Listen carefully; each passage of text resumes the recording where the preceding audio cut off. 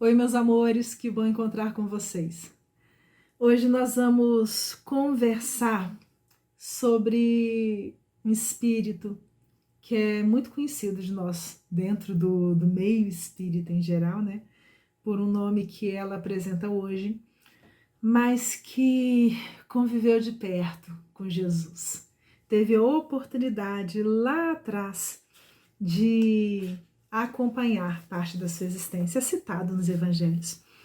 E essa figura lá atrás tinha o nome de Joana de Cusa. Joana de Cusa porque era Joana, esposa de Cusa.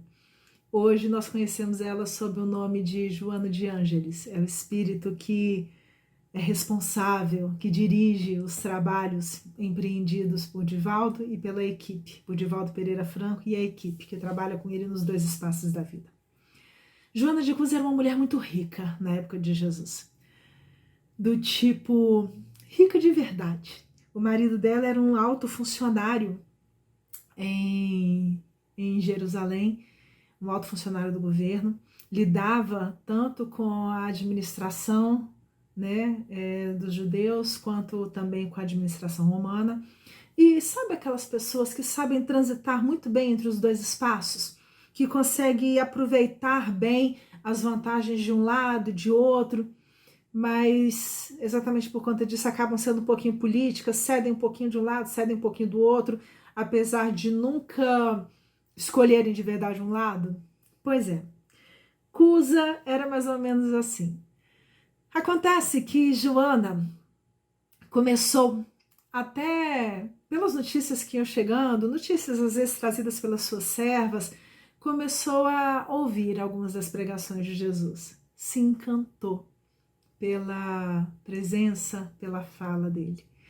E quis de verdade adotar tudo aquilo que Jesus estava trazendo como sendo um roteiro de vida para sua existência. Acontece que ela tinha um probleminha, um entrave, uma dificuldade. Cusa não aceitava nada que vinha de Jesus. Muito pelo contrário, ele não gostava nem de ouvir falar naquilo. Até porque, vamos falar sério, né? Ele lidava com pessoas altamente importantes, ele era um funcionário de Herodes, lidava com os funcionários romanos vindos lá do Império. Ele aceitava viver no meio de pobres, né? Com um homem que falava sempre em meio aos pecadores, aos cobradores de impostos, a pessoas que eram consideradas de má vida, frágeis, né? Joana se sentia mal com isso. E teve um dia em que ela foi procurar Jesus em Cafarnaum para conversar com ele sobre tudo aquilo que estava acontecendo na sua vida. Ela não queria abandonar seu marido, isso nem se pensava na época. Mas a vontade dela e era assim, Jesus era tão grande, era tão poderoso, eram tantas maravilhas que ela fazia, que ele fazia. Por que ele não podia, de alguma forma, mexer os pauzinhos para convencer o marido dela a seguir também ele? Ela queria pacificar o seu ambiente doméstico. E, no seu entendimento, uma das formas de pacificar o seu lar era se Jesus conseguisse fazer um milagre, uma mágica, para convencer seu marido a aceitá-lo. E é com essa intenção que Joana vai procurar Jesus para conversar com ele. E depois de escutar tudo aquilo que ela tinha para dizer, Jesus conversa com ela, fala com ela o que ela precisava ouvir. Essa narrativa que a gente vai apresentar hoje está no livro Boa Nova, do Humberto de Campos. E Jesus começa falando com ela o seguinte: Joana, porque ela apresentou as dúvidas que Cusa tinha, né? Só há um Deus, que é nosso Pai. E só existe uma fé para as nossas relações com o seu amor. Porque Cusa transitava entre a religião de Roma, entre a religião dos judeus, e Jesus está falando assim, na verdade é tudo uma coisa só. Certas manifestações religiosas no mundo muitas vezes não passam de vícios populares nos hábitos exteriores. Todos os templos da terra são de pedra. Eu venho em nome de Deus abrir o templo da fé viva no coração dos homens. Entre o sincero discípulo do Evangelho e os erros milenários do mundo, começa a travar-se o combate sem sangue da redenção espiritual. Agradece ao Pai o haver-te julgado digna do bom trabalho desde agora. Teu esposo não te compreende, alma sensível? Compreender-te-á um dia. É leviano e indiferente? Ama-o mesmo assim. Não te acharias ligada a ele se não houvesse para isso razão justa. Servindo-o com amorosa dedicação, estarás cumprindo a vontade de Deus. Falas-me de teus receios e de tuas dúvidas. Deves, pelo Evangelho, amá-lo ainda mais. Os sãos não precisam de médico. Jesus fala isso com frequência. Além disso, não poderemos colher uvas nos abrolhos, mas podemos amanhar o solo, trabalhar o solo, que produziu cardos envenenados a fim de cultivarmos nele mesmo a videira maravilhosa do amor e da vida. Aí alguns podem virar assim, né? Mas eu tenho que aceitar tudo. Eu tenho que aceitar o que eu dou conta. Jesus estava sugerindo para Joana aquilo que ele sabia que ela tinha condições de fazer, aquilo que ela tinha condições de executar. Joana ainda insiste, né? Porque ela vira para Jesus assim, mestre, vossa palavra me alivia o espírito atormentado, mas eu sinto dificuldade extrema para o entendimento recíproco no ambiente do meu lar. Não julgais acertado que lute por impor os vossos princípios? O senhor não acha que seria justo assim que eu impusesse os princípios para o meu marido, obrigando ele, né, a aceitar? Agindo assim, não estarei reformando meu esposo para o céu e para o vosso reino? Será que eu não posso insistir? E aí, Jesus deixa uma lição grandiosa. Quem sentirá mais dificuldade em estender as mãos fraternas? Será o que atingiu as margens seguras do conhecimento com o Pai, ou aquele que ainda se debate entre as ondas da ignorância ou da desolação, da inconstância ou da intolerância do espírito? Quanto à imposição de ideias, por que motivo Deus não impõe a sua verdade e o seu amor aos tiranos da terra? Já pensaram nisso? Por que Deus não obriga todas as pessoas más a deixarem de ser más? Por que não fulmina com um raio o conquistador desalmado que espalha a miséria e a destruição, com as forças sinistras da guerra? A sabedoria celeste não extermina as paixões, transforma-as. Todos nós nos transformamos. Aquele que semeou o mundo de cadáveres desperta às vezes para Deus apenas com uma lágrima. O Pai não impõe a reforma a seus filhos, esclarece-os no momento oportuno.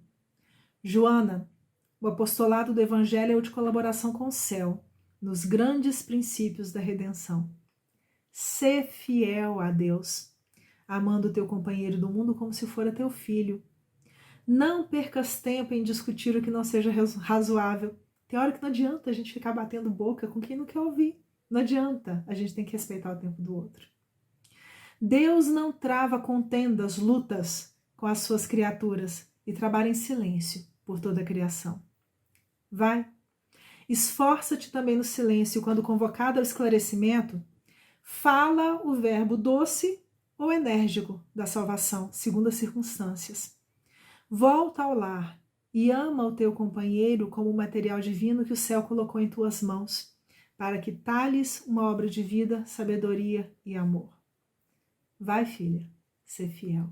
Humberto de Campos conta que, algum tempo depois, Joana passou por dificuldades extremas, porque seu marido morreu, numa situação muito difícil. E ela se viu sozinha com os filhos, sem ter como sustentá-los, porque seu marido deixou-a na mais absoluta pobreza. Aquela dama rica teve que ganhar a vida trabalhando nas casas das que antes eram suas amigas. Depois de alguns anos, ela acabou se transferindo para a cidade de Roma. E como aconteceu com tantos outros do seu tempo, ela foi presa durante as perseguições ao cristianismo. Foi presa junto com um dos seus filhos, que, por causa da perseguição, acabaram sofrendo dores imensas, sendo condenados à morte no circo romano. Joana estava em meio àquele espetáculo de dor, presa a um poste de madeira, prestes a ser queimada viva, e o seu filho do lado, passando pela mesma situação. Diz Humberto de Campos que o soldado romano, muito duro, virou para ela: abjura. Abjurar era negar o Cristo. era negar que acreditava naquele homem. E nesse momento, a dor maior da Joana foi porque o seu filho, que não tinha ainda a mesma consciência espiritual que ela, virou para ela na mesma hora: repudia Jesus, minha mãe. Não vês que a gente está perdido, que nos perdemos? Abjura, nega, por mim que sou teu filho. Imagina o que deve ter sido a dor dessa mãe, vendo seu filho pedindo a ela que negasse o Cristo para que ele se salvasse.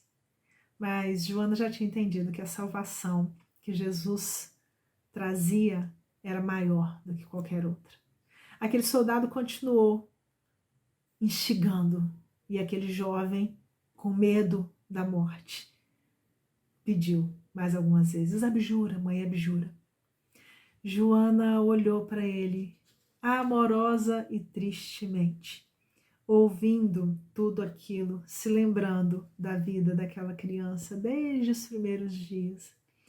Mas ela aprendeu com Jesus que a nossa vida não é essa, e que às vezes é necessário que a gente se posicione. Ela já estava nesse espaço. Posicionar no sentido de dar o testemunho com relação àquilo que é mais importante na existência. Nesse momento, amorosa e dolorosamente, Joana virou para o seu filho e pediu: cala-te, meu filho. Jesus era puro e não desdenhou, não desfez do sacrifício. Saibamos sofrer na hora dolorosa, porque acima de todas as felicidades transitórias no mundo, é preciso ser fiel a Deus. Isso ela tinha aprendido com ele. Foi a última mensagem dele, né? Vai, filha, ser fiel. Nesse momento, aquele soldado colocou fogo nos dois. Joana não viu muita coisa à sua volta, mas conseguiu ouvir aquele soldado gritando para ela: o teu Cristo soube apenas te ensinar a morrer? E ela, em meio ainda às chamas, mas consciente enquanto espírito, não apenas a morrer, mas também a te amar, porque ela sabia que ele não conseguia entender as coisas ainda de outra forma. E nesse momento, ela sentiu a mão de Jesus tocando carinhosamente os seus ombros, aquela dor que o seu corpo estaria enfrentando, ela não sentiu mais. Ela se viu amparada pelo Cristo, que virou para ela: Joana, tem bom ânimo, eu estou aqui. Nós ficamos por aqui. Um beijo para vocês.